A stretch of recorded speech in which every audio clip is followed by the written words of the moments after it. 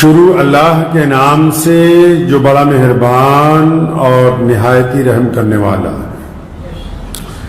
تمام حضرات درود شریف پڑھ لیں۔ اللہم صلی علی محمد وعلی آل محمد کما صلیت علی ابراہیم وعلی آل ابراہیم انکا حمید مجید۔ اللہم بارک علی محمد وعلی آل محمد کما بارکت علی ابراہیم وعلی آل ابراہیم انکا حمید مجید۔ رمضان المبارک کا آج پہلا جمعہ ہے اور وہ مقدس مہینہ جسے اللہ تبارک و تعالیٰ نے اپنا مہینہ کہا وہ شروع ہو چکا ہے، اور ماشاءاللہ رمضان المبارک کی جو برکتیں ہیں، جو نورانیت ہے، وہ پوری دنیا میں محسوس بھی کی جا رہی ہے، دیکھی بھی جا رہی ہے۔ رمضان المبارک کو لے کے مساجد میں تیاریاں جو ہیں وہ عروج پر ہیں، خدمت کا ماحول بھی ہے۔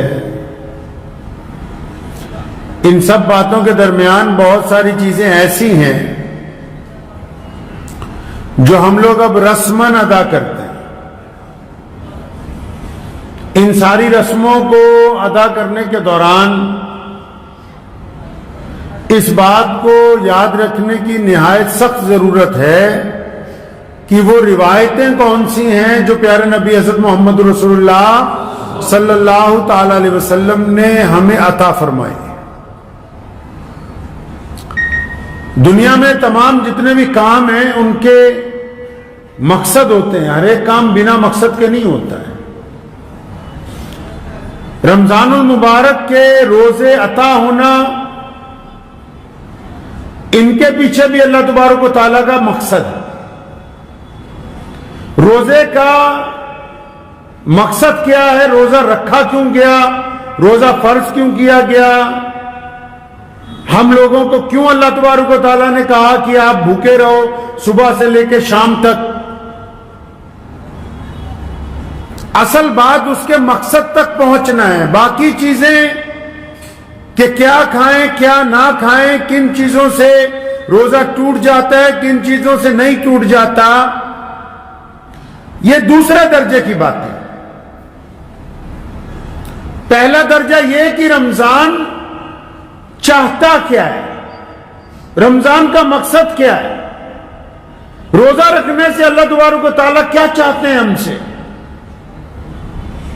اللہ تبارک و تعالیٰ کی منشا کیا ہے کہ اس کا بندہ کیا کرے۔ ایسی عبادت بنا دی کہ جو انسان میں انقلاب برپا کر دیتی ہے۔ عبادتیں تو بہت ساری ہیں، بندہ رات کو تہجد کی نماز پڑھتا ہے، بندہ فرض نماز پڑھتا ہے، کوئی بندہ تسبیح کرتا ہے تو کوئی بندہ قرآن پاک پڑھتا ہے۔ عبادتیں تو بہت سی ہیں، وہ الگ الگ وقت میں ایک مدت میں اپنا رنگ دکھاتی ہیں، لیکن یہ تو انقلابی عبادت ہے۔ ادھر روزہ رکھا، ادھر احساس شروع،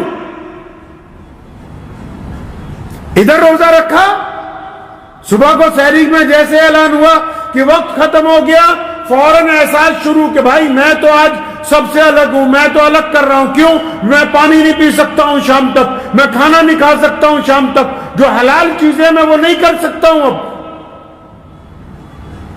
طبیعت میں انقلاب آ گیا۔ اب رمضان المبارک کا مقدس مہینہ ہے، انقلابی عبادت اللہ تبارک و تعالیٰ نے عطا فرمائی۔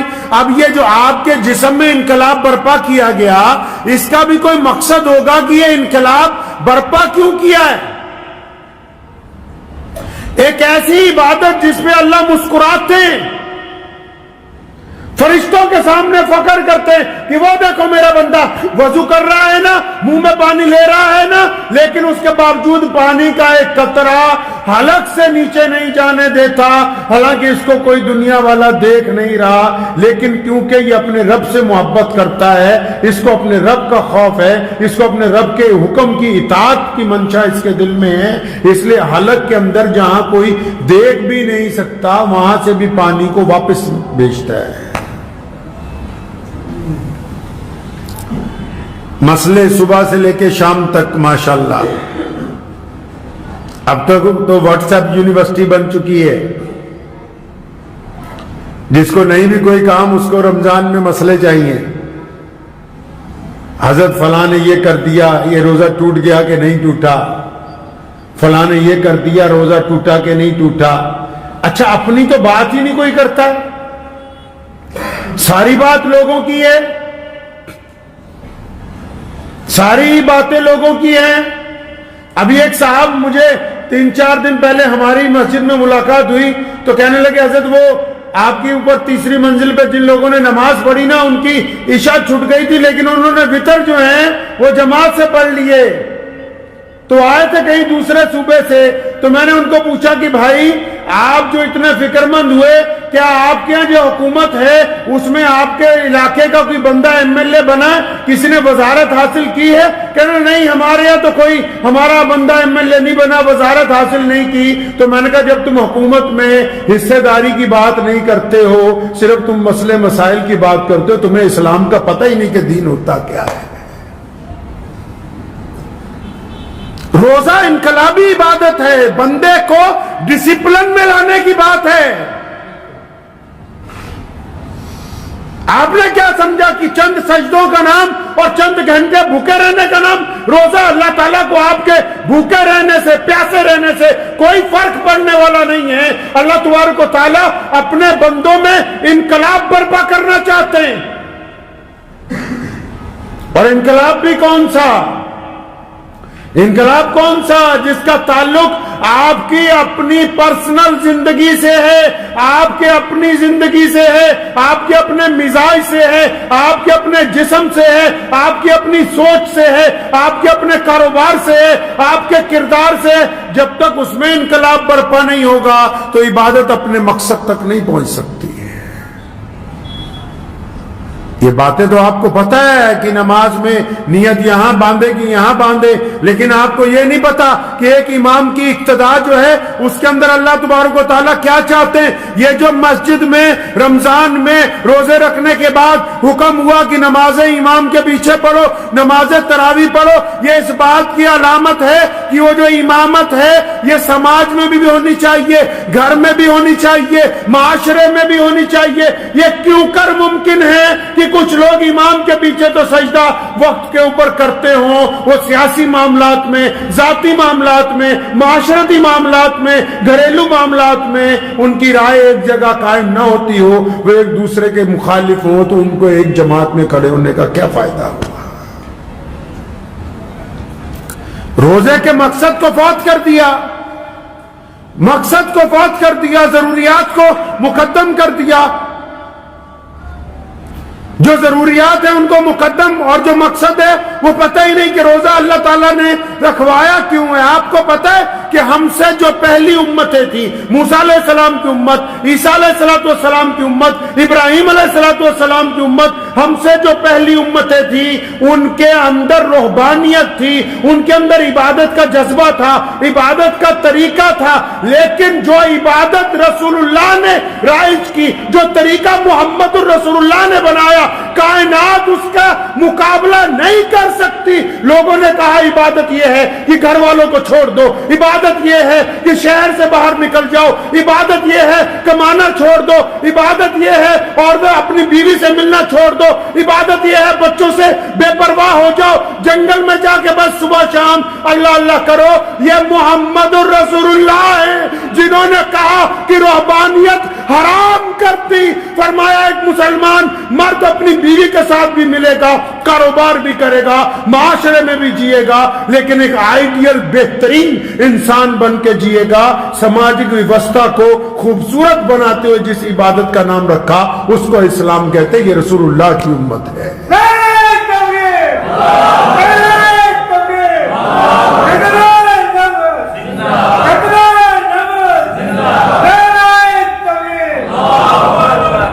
عبادت کے مقصد کو سامنے رکھیں. یہ جو کام شروع کر رکھا ہے نا فروعی مسائل کے اوپر, صبح سے لے کے شام تک لوگوں کی ٹانگیں کھینچنے کا، صبح سے شام تک اپنے امام کے پیچھے لگے رہنا اور مقتدیوں کو ذلیل کرنا، ایک دوسرے پر تانا تشنی کرنا، یہ رمضان کا مقصد نہیں ہے۔ تزکیہ نفس کا نام رمضان ہے، اپنی سروس کرنے کا نام رمضان ہے۔ روزے کا مطلب کیا ہے؟ محمد رسول اللہ کیا چاہتے ہیں؟ اور رسول اللہ صلی اللہ علیہ وسلم نے ایک جگہ فرمایا 4 لوگوں کا تو روزہ اٹک گیا بیچ میں، یا رسول اللہ کن کا اٹک گیا؟ فرمایا جو روزہ رکھ کے رمضان کے دنوں میں بھی شراب پیتا ہو، اس کا روزہ تو اٹک گیا جب تک یہ توبہ نہیں کر لیتا۔ پھر کیا فرمایا نبی علیہ الصلوۃ والسلام نے؟ فرمایا وہ بندہ جو اپنے ماں باپ کا گستاخ ہو، ماں باپ سے بدتمیزی کرتا ہو، میاں صاحب اس کا روزہ نہیں ہوتا،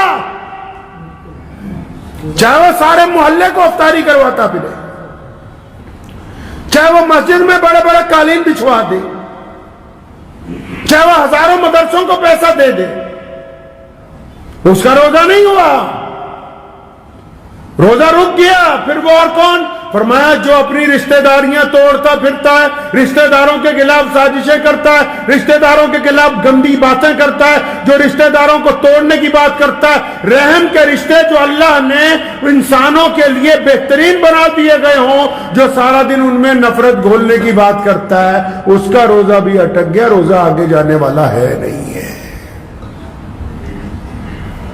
فرمایا چوتھا بندہ وہ جو روزہ رکھ کے بھی لوگوں کے لیے دشمنیاں سوچتا رہتا ہے، روزہ رکھ کے بھی دل کے اندر حسد رکھتا ہے، روزہ رکھ کے بھی اس کو چغلیاں کرنے کی عادت ہے۔ آپ نے تو سوچا بس صبح کو سحری کر لی ہے ماشاءاللہ، اب شام کو افطاری کرنی ہے، جو مرضی کرتے جاؤ، جو مرضی کرتے رہو کا نام روزہ نہیں ہے۔ روزے اس لیے فرض نہیں کیے گئے، روزے اس لیے فرض کیے گئے کہ اللہ چاہتے ہیں کہ محمد رسول اللہ کو بہترین امت بنا دیا جائے۔ آپ کو پتا ہے جو ہم سے پہلی امتیں تھیں، رمضان ان میں بھی آتا تھا، روزہ ان کو بھی ملتا تھا، لیکن رمضان کا مہینہ رسول اللہ کی امت کو عطا ہوا، ان میں اور ہمارے روزے میں کیا فرق ہے پتا ہے؟ آپ کو اندازہ ہے کہ محمد رسول اللہ صلی اللہ علیہ وسلم نے کتنی کرم فرمایا اپنی امت کے اوپر؟ روزہ 24 گھنٹے کا ہوتا تھا میاں صاحب، پڑھیں کبھی اٹھا کے قرآن و حدیث کو، روزہ پہلی امتوں میں 24 گھنٹے کا تھا، ہماری محمد رسول اللہ کی امت میں بھی 24 گھنٹے کا روزہ تھا۔ 24 گھنٹے کیسے؟ شام کو افطار کے وقت جب سورج ڈوبتا تھا، اللہ کی طرف سے اجازت تھی جو مرضی کھاؤ، جو مرضی پیو، اب کھا پی لیا، اس کے بعد اگر آنکھ لگ گئی، جیسے آپ افطاری کر کے 10 منٹ لیٹ جاتے ہو، کوئی عشاء سے پہلے 15 منٹ آرام کر لیتا ہے، کوئی عشاء کے بعد تھوڑی دیر آرام کر لیتا ہے، پہلی امتوں میں یہ حکم تھا افطار کے بعد جب آپ کی آنکھ لگ گئی تو جب آنکھ کھلی دوسرا روزہ شروع، کوئی سحری نہیں، کوئی صبح کا ٹائم ٹیبل نہیں، 24 گھنٹے کا روزہ، اور یہی روزہ محمد رسول اللہ کو بھی عطا ہوا۔ حضرت قیس بن سریمہ رضی اللہ تعالیٰ عنہ مزدوری کر کے گھر پہنچے، شام کا وقت تھا، کھانے پینے کا سامان نہیں تھا، بیوی نے کہا قیس رکو میں کچھ لاتی ہوں، بازار سے گئیں آٹا خرید لائی، گوندا، جب روٹی پکانے لگی تو قیس بن سریمہ رضی اللہ تعالیٰ عنہ کی آنکھ لگ گئی۔ آپ نے کیا سمجھا کہ روزہ بڑا آسان تھا؟ یہ تو محمد رسول اللہ صلی اللہ علیہ وسلم کے نالین مبارک کا صدقہ ہے کہ آپ کو سحری عطا ہوئی ہے۔ قیس بن سریمہ کی جب آنکھ کھلی تو ان کی بیوی نے کہا ہائے قیس بربادی ہو، تیرا تو روزہ دوسرا شروع ہو گیا۔ اب سارا دن کا روزہ تھا، افطار کر نہیں سکے، پانی پیا تھا کہ بھی کچھ کھاؤں گا، پھر دوسرا روزہ شروع ہو گیا. ظہر میں جب مسجد نبوی میں گئے, چکر کھا کے گر گئے. محمد رسول اللہ کو بتایا گیا یا رسول اللہ اس نے تو افطار بھی نہیں کیا, صرف پانی سے روزہ کھولا تھا, کھانا بناتے بناتے اس کی آنکھ لگ گئی. دوسرا روزہ شروع ہوا. پیارے نبی علیہ السلام اتنے غمگین ہوئے, آپ صلی اللہ علیہ وسلم کو امت کا درد تھا. جب اللہ نے دیکھا کہ میرا نبی غمگین ہے تو قرآن پاک میں سحری کے لیے آیت نازل ہوئی کہ اب آپ کی امت کو اجازت ہے کہ وہ سورج ڈوبنے سے لے کے صبح صادق تک جو چاہے وہ کھائے پیے. یہ جو آپ کو روزے میں سحری عطا ہوئی یہ محمد رسول اللہ کے صدقے عطا ہوئی ہے. اور رسول اللہ کیا چاہتے ہیں جی؟ رسول اللہ آپ سے کیسا روزہ چاہتے ہیں؟ پیارے پیغمبر علیہ الصلوۃ والسلام کی منشا کیا ہے؟ اللہ تعالیٰ کیا چاہتے ہیں؟ اللہ تعالیٰ جب خوش ہوتے ہیں نا روزے دار پہ, صرف اس لیے نہیں خوش ہوتے کہ دیکھو کچھ کھا نہیں رہا, کچھ پی نہیں رہا. یہ کوئی بہت بڑے کمال کی بات نہیں ہے کہ ہم صبح سے لے کے شام تک سخت گرمی میں سخت سردی میں جب روزے آتے ہیں کچھ کھاتے پیتے نہیں. کمال کی بات یہ ہے جو رسول اللہ صلی اللہ علیہ وسلم نے فرمائی. حدیث پاک کا مفہوم ہے کیا؟ فرمایا روزہ مومن کے لیے ڈھال ہے. جب تک وہ اس کو پھاڑ نہیں دیتا. میدان جنگ میں تلوار کے ساتھ ڈھال ہوتی ہے نا, دشمن جب اس پر ضرب لگاتا ہے اگر وہ پھٹ جاتی ہے تو پھر سیدھا جسم زخمی ہوتا ہے. تو فرمایا روزہ تو مومن کے لیے ڈھال ہے. یا رسول اللہ کیسی ڈھال ہے؟ فرمایا جب تک وہ گناہوں کے ذریعے اس کو پھاڑ نہیں دیتا. آسی سوچا کہ پتہ نہیں بس رسید کے ڈال ہی تو ہو گیا کام. روزہ رکھ کے نبی علیہ الصلوۃ والسلام کی روایتوں میں ملتا ہے, ایک صحابی تھے نا, آخری وقت تھا, بیوی نے آ کے کہا یا رسول اللہ نزا کا عالم ہے, کلمہ جاری نہیں ہو رہا زبان پہ. پہنچے, کیا بات ہے, کیوں کلمہ جاری نہیں ہوتا؟ پتہ لگا ماں ناراض ہے. اماں کو بلایا کہ کیوں ناراض ہے اپنے بچے سے؟ یہ بات نہیں تھی, کھانا نہیں دیتا, کپڑے نہیں دیتا, احترام نہیں کرتا. نہیں بس یا رسول اللہ یہ جب میرے سے بات کرتا تھا نا تو ذرا اکڑ کے بات کرتا تھا, مجھے اس کا وہ لہجہ پسند نہیں تھا. تو نبی علیہ السلام نے فرمایا اچھا تو پھر کیا چاہتی ہے تو میں اس کو آگ لگا دوں؟ فرمایا نہیں یا رسول اللہ اتنی بھی ناراضگی نہیں کہ میں چاہوں کہ میرے اس بچے کو آگ لگا دی جائے. فرمایا اگر تو نے اس کو معاف نہ کیا تو اللہ تبارک و تعالیٰ اس کو آگ کی سزا دیں گے اگر تو نے اس کو معاف نہیں کیا. اب جب اس نے معاف کیا تو ادھر زبان پہ کلمہ جاری ہو گیا. اب روزہ داروں کی سن لو, کئیوں نے تو ماں باپ سے تعلق ہی توڑا ہوا ہے. کئی اپنے باپ کو چھوڑ کے دوسرے کو باپ کو ابو جی کہہ رہے ہیں, اپنی ماں کو چھوڑ کے تو اپنے یاروں کی ماں کو امی جی کہہ رہے ہیں. اور ٹھیک ہے احترام کی وجہ سے اپنے دوست کی ماں کو بھی ماں کا درجہ دیا جا سکتا ہے, لیکن جس ماں نے تمہیں پیدا کیا, جس نے جنا, جس نے اپنا خون پلا کے تمہیں بڑا کیا, جس نے اپنی جان سے زیادہ تمہیں عزیز رکھا, تم رمضان کے مہینے میں اپنے ماں باپ کے نافرمان ہو. میں کہا جتنے مرضی روزے رکھتے رہو, پیسے خرچ کرتے رہو, روزہ ہونے والا نہیں ہے. روزہ نہیں ہے. چودھری سن لو, سرمایہ دار بھی, کئی بڑے بڑے مولوی اس لیے نہیں بتاتے کہ تم چندہ نہیں دو گے. سن لو کان کھول کے, جن کے پاس کروڑوں روپیہ ہے تم اپنے ماں باپ کے پاس چاہتے نہیں سلام کرنے. جب تک پیر پڑ کے معافی نہیں مانگتے اپنے ماں باپ کی, جتنی مرضی مسجدیں بناؤ, جتنے مرضی مدرسے والوں کو پیسے دو, کسی شیخ الحدیث کو بلا کے اپنے گھر میں دعائیں کرتے رہو, جب تک تمہاری ماں تمہیں معاف نہیں کر دیتی, جب تک تمہارا باپ تم سے راضی نہیں ہو سکتا, تب تک روزہ نہیں ہے. جتنے مرضی تماشبینیاں کرتے رہو روزہ نہیں ہوگا. اللہ چاہتے ہیں کہ بندہ جب روزہ رکھے تو روزہ ہمیں کیوں رکھوایا؟ اب روزے کا مقصد سمجھ لیجئے. روزہ اس لیے رکھوایا, اس کو انقلابی عبادت اس لیے کہا گیا کہ جب ہم روزہ رکھتے ہیں نا جی تو ہمیں ایسا لگنے لگتا ہے کہ ہم باقی لوگوں سے الگ ہیں. الگ کیوں ہیں؟ تاکہ ہمیں لگتا ہے کہ ہم شام تک کچھ کھا پی نہیں سکتے, ہم شام تک کوئی کھانا نہیں کھا سکتے, ہم پانی نہیں پی سکتے, ہم کوئی پھل نہیں کھا سکتے. اچھا جب اس احساس کے ساتھ ہم گھر سے نکلتے ہیں تو بازار میں تو لاکھوں دنیا ہے، الگ الگ مذاہب کے لوگ ہیں، ہمیں اپنے اندر پتا ہوتا ہے کہ نہیں یار میرا تو روزہ ہے، میں پانی نہیں پیوں گا، میرا روزہ ہے، میں کھانا نہیں کھاؤں گا۔ یہ احساس دلوانے کے لیے ہمیں بھوکا رکھا کہ آپ کو یاد رہے کہ آپ کا روزہ ہے۔ پھر روزہ کیوں رکھوایا؟ روزہ اس لیے رکھوایا، یہ تو صرف احساس ہے کہ تمہیں یاد رہے کہ تمہارا روزہ ہے۔ روزہ اس لیے رکھوایا کہ جب روزہ رکھ کے تم نکلو، سامنے کسی کی بیٹی ہو، کسی کی بیوی ہو، کسی کی ماں ہو، اور تم اس کی طرف گندی نگاہ سے دیکھو اور تمہارے دل میں بدبختی کا خیال آئے، اس عورت کے متعلق برا ارادہ تمہارے دل میں پیدا ہو، اور پھر تمہیں فوراً یاد آ جائے میں روزے دار ہوں، اور تم اپنی آنکھوں کو جھکا لو اور استغفار کا کلمہ تمہاری زبان پر جاری ہو جائے کہ میں روزہ دار ہوں، میں کسی کی بیٹی کی طرف گندی نگاہ نہیں ڈال سکتا۔ یہ اس لیے روزہ رکھوایا ہے آپ کو،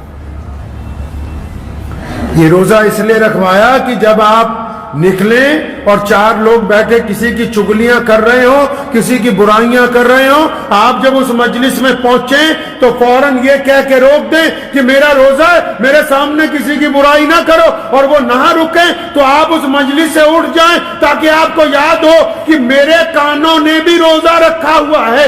اگر میں روزہ رکھ کے گانے سنوں گا، اگر میں روزہ رکھ کے لوگوں کی گندی باتیں سنوں گا، اگر روزہ رکھ کے گندی چیزیں اپنے کانوں میں ڈالوں گا تو میرا روزہ ٹوٹ جائے گا۔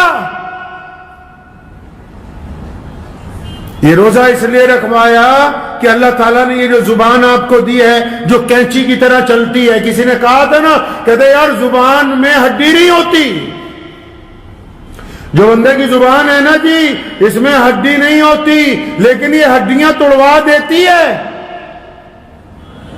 ہڈی نہیں ہے اس میں، لیکن زیادہ تر جو ہڈیاں ٹوٹتی ہیں وہ زبان کی وجہ سے ہی ٹوٹتی ہیں۔ لوگ دوسروں کو تانے دیتے ہیں، بری باتیں کہتے ہیں، تانے کستے ہیں، گالیاں دیتے ہیں، بدبختی کی باتیں کرتے ہیں، کسی کا دل جلاتے ہیں، وہ غصے میں آ کے مارتا ہے تو اس میں تو ہڈی ہے نہیں، یہ ہڈیاں توڑواتی ہے۔ اب روزے میں اس کا بھی روزہ اللہ نے رکھوا دیا، حکم ہوا کہ روزے دار اگر بولے گا تو اچھا بولے گا، نہیں تو چپ رہے گا، نہیں تو چپ رہے۔ شریعت کہتی ہے کہ آپ کسی کی تعریف نہیں کر سکتے تو اس کی برائی تو نہ کرو، کم از کم آپ اپنے بھائی کی تعریف نہیں کر سکتے، اپنے دوست کی تعریف نہیں کر سکتے، اپنے پڑوسی کی تعریف نہیں کر سکتے، آپ کو پتا کہ اچھا کام کر رہا ہے، آپ کے اندر حسد ہے، کینہ ہے، بغض ہے، آپ نہیں تعریف کر سکتے، مت کرو، کم از کم اس کی برائی کر کے اپنی زبان کو تو نہ خراب کرو۔ روزہ بھی رکھا ہو، اور ہمارے ہاں تو ماشاءاللہ مسجدوں والے ہی تانے دینے کے لیے کافی ہیں، باقیوں کی تو ضرورت ہی نہیں ہے، کیونکہ جنہیں 12 مہینے تھے بے نمازی اور رمضان میں چودھری بن کے پہلے ہی ہوتے ہیں مسجدوں میں، وہی کافی ہیں کہ یہاں مت بیٹھو، وہاں نہ بیٹھو، یہاں نہ کھڑے ہو، وہاں نہ کھڑے ہو، یہ کام نہ کرو، وہ کام نہ کرو۔ اللہ نے تمہیں جج لگا دیا، روزہ رکھنے کے بعد بھی ہٹتے نہیں، باز نہیں آتے اپنی حرکتوں سے، لوگوں کے دلوں کو تکلیف پہنچانے سے۔ مان لیا نماز میں موبائل نہیں بجنا چاہیے، بند رکھنا چاہیے، اگر کسی کا غلطی سے بچ گیا، اب پوری جماعت تیار ہے کہ سلام پھرتے ہی پہلے اس کی بے عزتی کرے؟ یہ تمہارا روزہ؟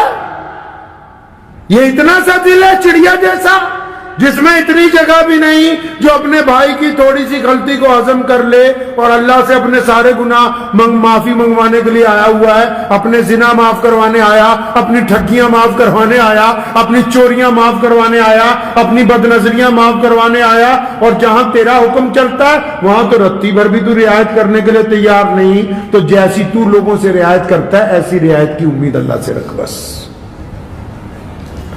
روزہ کے لیے جو روزہ ہے، روزے دار کی زبان کا بھی روزہ ہے۔ اگر آپ روزہ رکھ کے گالی دیں گے تو روزہ خراب۔ کس نے کہا کہ صرف بھوکا رہنا ہے، اس زبان کو قابو میں رکھنا ہے؟ روزہ نام ہی اس کا ہے کہ بہترین سوار بنانا ہے جو گھوڑے کے اوپر بیٹھا ہو۔ جو زندگی ہے ہماری وہ ایک گھوڑے کی طرح ہے، ہم اس کے اوپر سوار ہیں، وہ اپنی من مرضی سے چلنا چاہتی ہے۔ روزے کا مطلب یہ ہے کہ اس کو اللہ کی مرضی کے ساتھ چلانا ہے۔ روزہ چاہتا ہے کہ اپنے پیروں کے ساتھ آپ غلط جگہ کا سفر نہ کریں. روزہ چاہتا ہے کہ آپ کاروبار کر رہے ہیں, روزہ رکھ کے کسی کے ساتھ ٹھگی نہ ماریں. روزہ چاہتا ہے کہ آپ اپنے گھر والوں کے ساتھ معاملہ درست رکھیں, اور ماں باپ بھی سنیں. ماں باپ نے جو وتیرہ اپنایا جدید دور کے, جو آج کل کے ماں باپ ہیں, نبی علیہ السلام کا حکم ہے کہ اولاد کا اکرام کرو, ان کو سہولتیں پہنچاؤ, ان کو محبت سے ان کی تربیت کرو. آپ نے صبح دوپہر شام تانے دے دے کے اپنی اولاد کا بیڑا غرق کر دیا, جبکہ آپ کی آنے والی پہچان ہی یہی نئی نسل کی اولاد ہے جو آپ کے سامنے موجود ہے. مسجدوں میں جب بچے چلے جاتے ہیں, بہت سارے لوگوں کی نماز خراب ہو جاتی ہے, اور مسجد نبی علیہ السلام میں پیارے پیغمبر علیہ السلام نماز پڑھاتے ہیں. سیدنا حسن حسین چھوٹے چھوٹے آ جاتے ہیں نمازیوں کو چیرتے ہوئے, اور رسول اللہ کے کندھوں پر بیٹھ جاتے ہیں. ایک مرتبہ رسول اللہ کی گردن مبارک پر بیٹھ گئے. پیارے پیغمبر نے سجدہ لمبا کر دیا کہ اٹھوں گا تو حسین گر جائیں گے, ان کے چوٹ لگ جائے گی. پتہ یہ لگا یہ کل کے امام, کل کے بچے, ان کو آج اگر مسجد میں آنے کے لیے روک دو گے تو کل ان مساجد کی رونق کون بنے گا. روزہ کیا چاہتا ہے آپ سے؟ روزہ ایک آئیڈیل انسان بنانا چاہتا ہے. آپ روزہ آپ کو بہترین انسان بنا. گھر میں عورتیں ہیں, کتنی عبادتیں کر رہی ہیں, لیکن ساتھ میں چگلیاں ہیں. کتنی عبادتیں کر رہی ہیں, ساتھ میں اپنے میاں کو روکنا ہے کہ فلاں کو یہ نہ دے دیے, فلاں کو وہ نہ دے دیے. کتنی عبادتیں کر رہی ہیں, ساتھ میں بد زبانی ہے, اور ساری کی ساری عبادتیں ان دو چار گناہوں نے سمیٹ کے وہیں رکھی ہوئی ہیں. وہ دعا آگے جا ہی نہیں رہی ہے, رکا ہوا ہے وہیں کا وہیں. روزے کو پریکٹس مت سمجھیے کہ بس فجر میں آئے, زور میں آئے, عصر میں آئے, مغرب میں آئے, عشاء میں اس کے بعد چلے گئے جا کے جو مرضی نہیں, جو اللہ اور اس کے رسول کی مرضی ہے وہ, جو مرضی نہیں. اللہ اور اس کے رسول جو چاہتے ہیں وہ. اللہ رسول چاہتے ہیں آپ روزے میں سچ بولیں, اللہ رسول چاہتے ہیں آپ روزے میں اچھا دیکھیں, اللہ رسول چاہتے ہیں اچھا سنیں, اللہ رسول چاہتے ہیں اچھا کام کریں, اللہ رسول چاہتے ہیں ایماندار رہیں, اللہ رسول چاہتے ہیں دل کو پاک رکھیں. اور یہ اس لیے اللہ رسول چاہتے ہیں کیونکہ اس کے 3 عشرے بنائے, اور تینوں عشروں کا مقصد یہ ہے کہ رمضان کے بعد آپ ایک بہترین انسان بن کے سماج میں اتر جائیں. اگر رمضان کے بعد پھر وہیں کی وہیں بات آنے والی ہے تو پھر رمضان ہمیں کچھ دے کے نہیں گیا ہے. نعرہ تکبیر! نعرہ تکبیر! ختم نبوت! نعرہ تکبیر! رمضان المبارک کا ایک بہت بڑا مقصد ہے پوری کائنات کے لیے. اور باہر کے ملکوں میں آپ چلے جائیں, اسلام کتنی تیزی کے ساتھ, آج اسلام کائنات کا سب سے بڑا دین ہے. کئیوں کو یہ پتہ ہی نہیں ہوگا آپ میں سے, اسلام کائنات میں سب سے برق رفتاری سے چلنے والا دین ہے. کیوں؟ وہ ہماری طرح جلسے نہیں کر رہے, وہ ہماری طرح لمبی لمبی تقریریں نہیں کر رہے. ان کا کردار بول رہا ہے, ان کا کردار بول رہا ہے. اور ہم تک جن لوگوں نے دین پہنچایا انہوں نے آ کے جلسے نہیں کیے.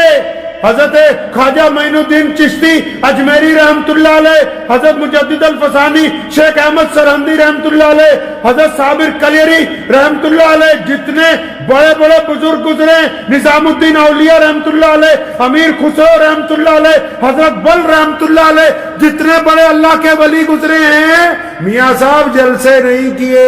ان کا کردار کہتا تھا کہ اگر بلے شاہ چل رہا ہے تو یہ سچ بول رہا ہے, اگر شیخ فرید الدین شکر کچھ کہہ رہا ہے تو اس کا کردار کہہ رہا ہے. ان کا کردار باتیں کرتا تھا, ہمارا کردار باتیں نہیں کرتا ہے. روزہ اسی لیے ہے, اللہ یہ چاہتے ہیں کہ بس اللہ کے بندوں کا کردار بولے, اللہ کے بندوں کا کردار بولے. آپ اگر روزہ رکھ رہے ہیں اور چند لوگ جو غیر مسلم ہیں آپ کے تعلق دار, رمضان تو عشق کا مہینہ ہے, رمضان تو محبت کا مہینہ ہے. رمضان میں تو بندہ اللہ اور اس کے رسول کے عشق میں شرابور ہو جاتا ہے. رمضان میں تو بندہ لوگوں سے محبتیں بانٹتا ہے. تو یہ ساری محبتیں مسجد میں ہی بانٹو گے, افطاری کے دسترخوان پہ بھی بانٹو گے, یا اپنے غیر مسلم پڑوسیوں سے, اپنے غیر مسلم دوستوں سے, اپنے غیر مسلم ملنے والوں تک بھی رمضان کا فیض پہنچاؤ گے کہ نہیں؟ انہیں بھی پتہ لگے گا کہ رمضان کچھ چاہتا ہے کہ نہیں چاہتا. ایسی بات نہیں ہے. مسلمانوں کے کردار نے، مسلمانوں کے اعلیٰ کردار نے کائنات میں اپنی دھاک بٹھا رکھی ہے. اسلام مخالف طاقتیں ساری چیزیں لا سکتی ہیں، اہل اسلام جیسا اعلیٰ کردار نہیں. ایک غیر مسلم دوست نے مجھے بتایا، ان کے ایک جاننے والے کاروباری مسلمان تھے، ان کو گھاٹا پڑ گیا، وہ چلے گئے چھوڑ کے اپنا کاروبار. 5-7 سال بعد اچانک واپس آئے، ان کو 7-8 لاکھ روپے اس بندے کا دینا تھا، پیسے لے کے آئے، ان کو دیا. آج کے دور میں وہ غیر مسلم ہر مجلس میں اس واقعے کا ذکر کرتا. کیوں؟ کہنے لگا میں نے ان سے پوچھا تم تو چلے گئے تھے شہر چھوڑ کے، اتنے سال بعد آئے ہو، یہ میری رقم واپس کرنے آئے ہو، کیوں آئے ہو؟ کہنے لگا یار میرے پاس گھاٹا پڑ گیا تھا، پیسے نہیں تھے، اب اللہ نے دے دیے ہیں، حج کرنے جانا ہے تو سوچا پہلے تمام ادائیگیاں ہو جائیں، تمام گناہوں سے چھٹکارا ہو جائے تو میں جاؤں. یہ مسلمانوں کا اعلیٰ کردار بولتا ہے. اگر آپ کے کردار میں ایسی باتیں ہیں تو آپ ایک اچھے روزے دار ہیں، اگر آپ کا کردار نہیں بولتا تو آپ اچھے روزے دار نہیں ہیں. یہاں تو کوئی کسی کو 2 ٹائم کھانا کھلا دے، ویڈیو بنا کے ڈالنا کہ میں 20 آدمیوں کو کھانا کھلایا، پورے محلے میں چلاتا پھر رہا ہے ہم نے آج دیگ بنائی تھی، پورے علاقے میں شور مچا رکھا ہے کہ ہم نے فلاں جگہ پیسے دیے، فلاں جگہ یہ کر دیا، فلاں جگہ وہ کر دیا. محمد الرسول اللہ صلی اللہ علیہ وسلم رمضان المبارک میں تیز چلنے والی ہوا سے زیادہ فیاض تھے، اور نبی علیہ السلام نے جتنا بانٹا کائنات میں کوئی بانٹ نہیں سکتا. اور بعض اوقات جب دیتے تھے لینے والا کہتا تھا یا رسول اللہ بس کیجئے، اس سے زیادہ اٹھایا نہیں جائے گا.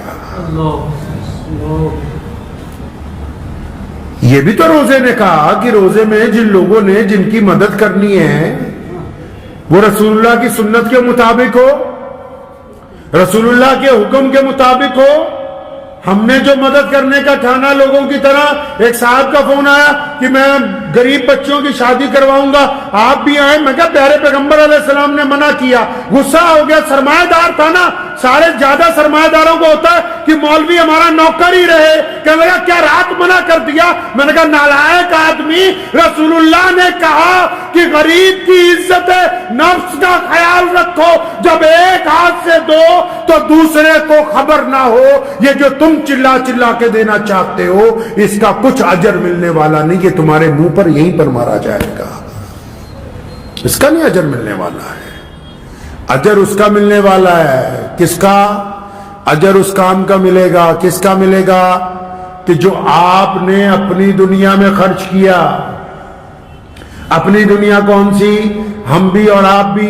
ہمارے غیر مسلم دوست ہیں، سارے دعائیں مانگتے ہیں نا کہ اللہ پوری دنیا میں امن رہے، شانتی رہے، بھائی چارہ رہے. ہم بھی جب دعا مانگتے ہیں نا، کون سی دعا مانگتے ہیں پتہ؟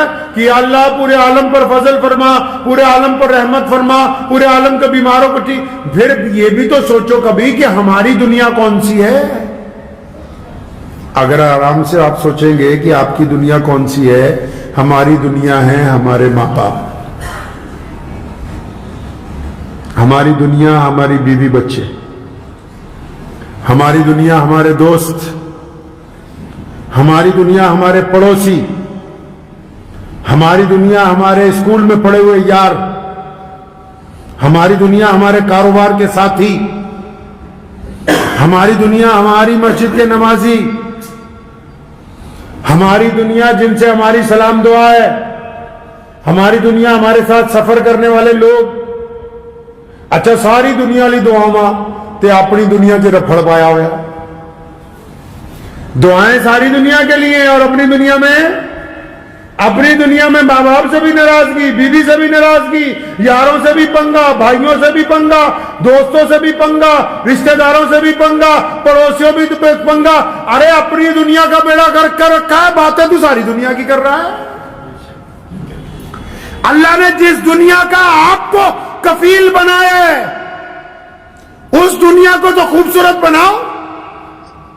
جس دنیا کو آپ کو کفیل بنایا کہ بھئی یہ دنیا تیرے ذمے ہے، یہ ماں باپ تیرے ذمے ہے، یہ بیوی تیرے ذمے ہے، یہ بچے تیرے ذمے، یہ پڑوسی تیرے ذمے، اس دنیا کو خوبصورت بنانے کی باتیں ہی نہیں کرتے. خدا کی قسم جب تک اس دنیا کو خوبصورت بنانے کی بات نہیں کرو گے، پوری دنیا کو آپ خوبصورت نہیں بنا سکتے. ایک عزیز نے کہا نہیں جی ہم تو آخرت کی تیاری کر رہے ہیں. اب بھلے آدمی جنت میں جو پلاٹ چاہیے رجسٹری تو یہی والی چلے گی.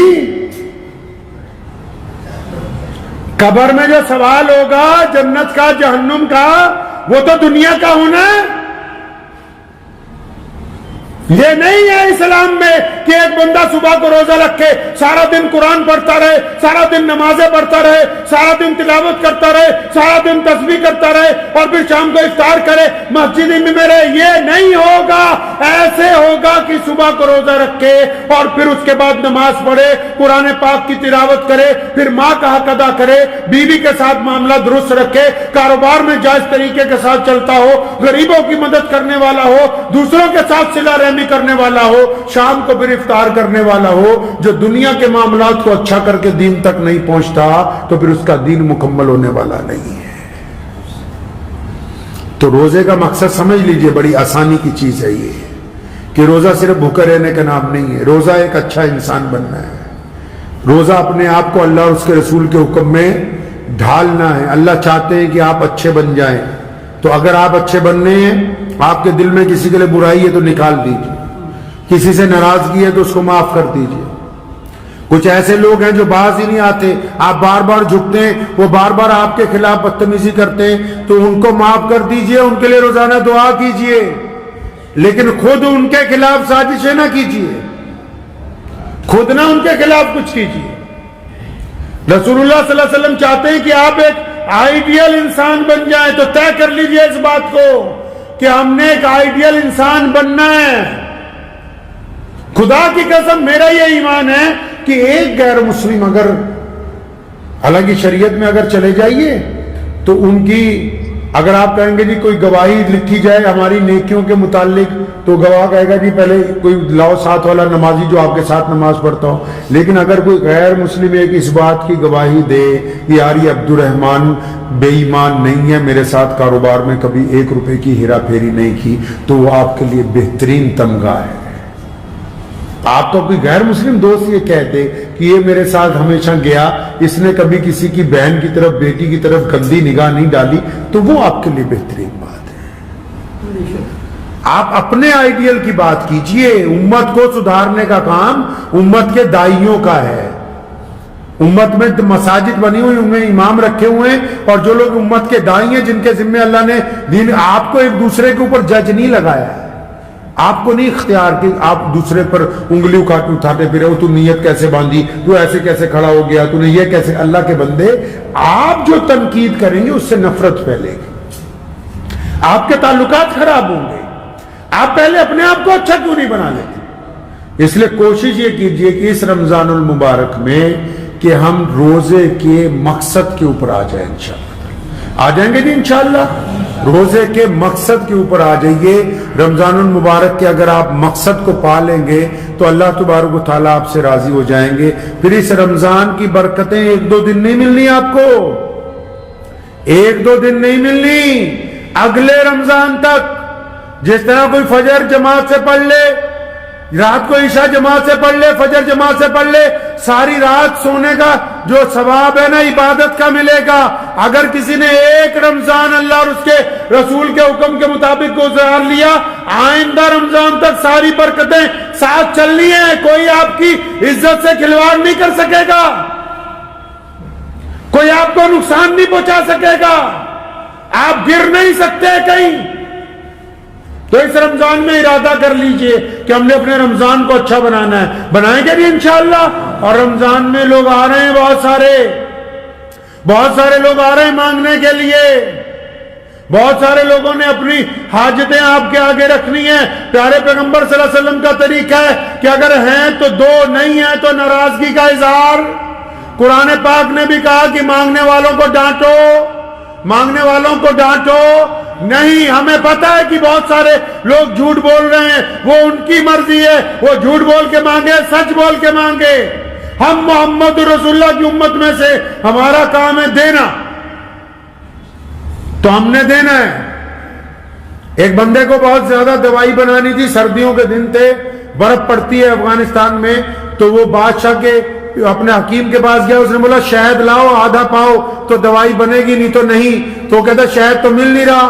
تو بادشاہ کا جو پیے تھا ایاز اس کے پاس گیا، اس نے کہا اس سے مانگ لے، بادشاہ کے خزانے میں بہت ہوتا ہے۔ تو بادشاہ کے پیے کے پاس گیا، ایاز کے پاس، کہنے لگا یار مجھے ایک ڈبی شہد چاہیے۔ تو ایاز کہنے لگا یار میں ایسے تو نہیں دے سکتا، میں بادشاہ سے پوچھ کے دوں گا، تم رکو۔ وہ بادشاہ کے کمرے میں گیا، بادشاہ کا جو پیے تھا ایاز محمود کے پاس گیا کہ سلطان ایک بندہ آیا ہے، اس کو ایک ڈبی شہد چاہیے۔ تو بادشاہ نے اس کی طرف دیکھا، فرمایا ٹھیک ہے، خزانے میں سے اس کو 2 کنستر شہد کے جاری کر دو۔